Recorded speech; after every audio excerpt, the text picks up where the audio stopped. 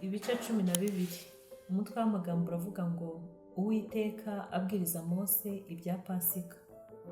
Uwiteka abwira Mose na Aroni mu gihugu cya Egiputa ati: uku kwezi kuzababera imfura y'amezi, kuzababere ukwezi kwa mbere mu myaka. Mubwire iteraniro ry'Abisirayeli ryose, ku wa 10 w'uku kwezi umuntu wese yiyendera umwana w'intama uko amazu ya ba se ari, umwana w'intama umwe mu nzu imwe.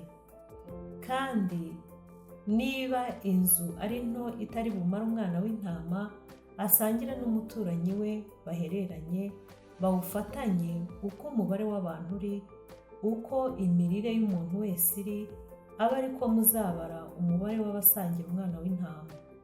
Umwana w'intama wanyu cyangwa umwana w'ihene ntuzagire inenge, uzabe isekurume itaramara umwaka, muzawukure mu ntama cyangwa mu ihene. Muzawurindirize umunsi wa 14 w'uku kwezi, iteraniro ryose ry'Abisirayeli bazawubikire nimugoroba. Bazende ku maraso bayasige ku nkomanizo zombi no mu ruhamo rw'umuryango by'amazu bawuririyemo. Muri iryo joro bazarya inyama zawo zokeje, bazirishe imitsima itasembuwe, bazirishe n'imboga zisharira. Ntimuzazirye mbisi cyangwa zitetse, keretse zokeje. Igihanga cyawo n'iminono yawo n'ibyo mu nda byawo ntimuzagire icyo musiga ngo kirare, iziraye muzazose. Uku abe ariko muzazirya. Muzazirye mukenyeye mukwesa inkweto, mwitwaje inkoni. Muzazirye vuba vuba. Iyo niyo Pasika y'Uwiteka. Kuko muri iryo joro nzanyura mu gihugu cya Egiputa, nkica abana b'imfura bose bo mu gihugu cya Egiputa, imfura z'abantu n'uburiza bw'amatungo n'imana z'Abanyegiputa zose. Nzasohoza amateka nziciriyeho, ndi Uwiteka. Ayo maraso azababera ikimenyetso ku mazu murimo, nanjye ubwo nzabona ayo maraso nzabanyuraho, nta cyago kizababaho ngo kibarimbure ubwo nzatera igihugu cya Egiputa. Kandi uwo munsi uzababera urwibutso, muzawuziririze uwo munsi mukuru w'Uwiteka. Mu bihe byanyu byose mujye muwuziririza, ribe itegeko ry'iteka ryose. Muzajye mumara iminsi 7 murya imitsima itasembuwe. Ku munsi uyitangira mujye mukura umusemburo mu mazu yanyu. Uzarya imitsima yasembuwe uhereye ku munsi wa mbere ukageza ku munsi wa 7, uwo muntu azakurwe mu Bisirayeli. Kandi ku munsi wa mbere mujye muteranira kuba iteraniro ryera, no ku wa 7 hazaba iteraniro ryera, he kugira umurimo wose ukorwa muri iyo minsi, keretse umurimo w'inda y'umuntu wese, uwo wonyine aba ari wo mukora. Mujye muziririza umunsi mukuru w'imitsima itasembuwe, kuko kuri uwo munsi nzaba mbakuye mu gihugu cya Egiputa muri ingabo. Nicyo gituma mukwiriye kujya muziririza uwo munsi mu bihe byanyu byose, rikaba itegeko ry'iteka ryose. Mu kwezi kwa mbere k'umunsi wako wa 14 nimugoroba, muzahereho kurya imitsima itasembuwe, mugeze ku munsi wako wa 21 nimugoroba. Muri iyo minsi uko ari 7, umusemburo we kuzaboneka ku mazu yanyu. Uzarya icyasembuwe, uwo muntu azakurwe mu iteraniro ry'Abisirayeli, naho yaba umunyamahanga ubasukiyemo cyangwa uwavukiye mu gihugu cyanyu. Ntimuzagire icyasembuwe cyose murya. Mu mazu yanyu yose mujye murya imitsima itasembuwe. Mose ategeka Abisirayeli ibya Pasika. Kuva 12:21. Nuko Mose ahamagara abakuru bose bo mu Bisirayeli, arababwira ati: nimurobanure mujyane abana b'intama uko amazu yanyu ari, muzabikire umwana w'intama wa Pasika.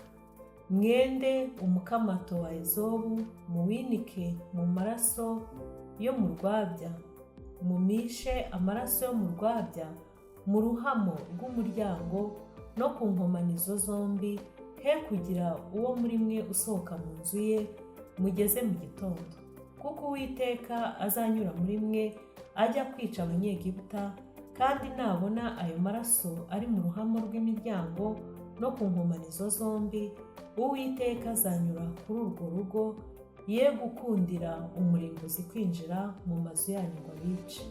Kandi mujye muziririza ibyo bibe itegeko kuri mwe no ku buzukuruza banyu iteka ryose. Nimumara kugera mu gihugu Uwiteka azabaha nk'uko yabasezeranije, muzajye muziririza umuhango wera. Kandi uko abana banyu bababajije bati uyu muhango wanyu ni uw'iki, mujye mubasubiza muti ni igitambo cya Pasika y'Uwiteka, kuko yanyuze ku mazu y'Abisirayeli bari muri Egiputa agakiza amazu yacu ubwo yicaga Abanyegiputa. Abantu barunama bikubita hasi. Abisirayeli baragenda babigenza batyo uko Uwiteka yategetse Mose na Aroni, abari ko bakora.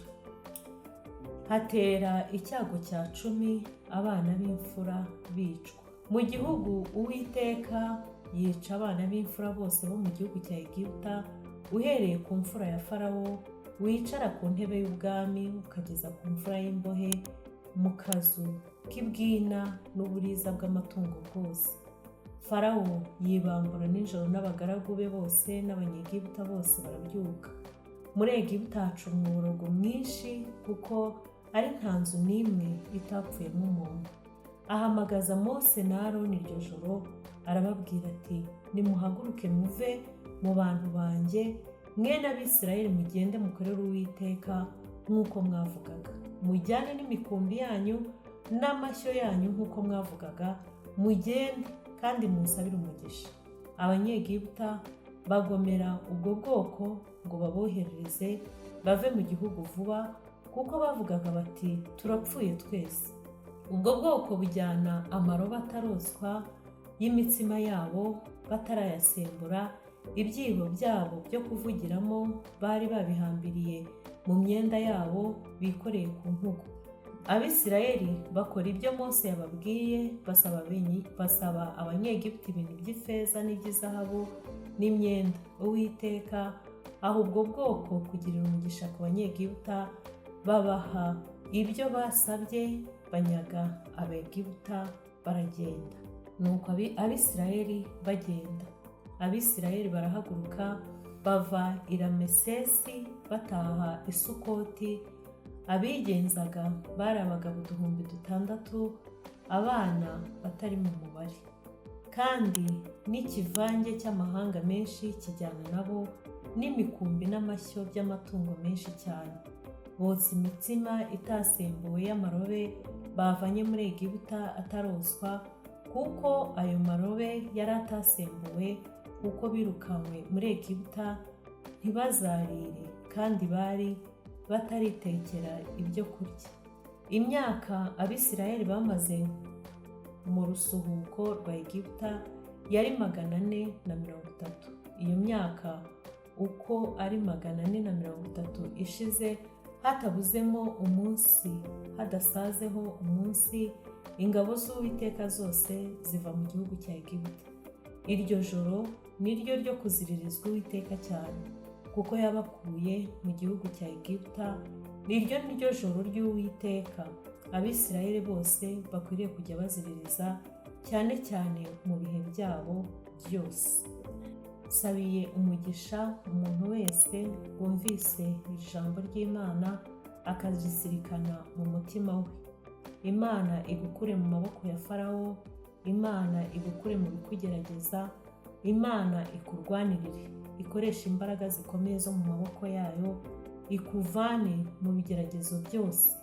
Aho Farawo akuzirikiye akurekure mu izina rya Yesu.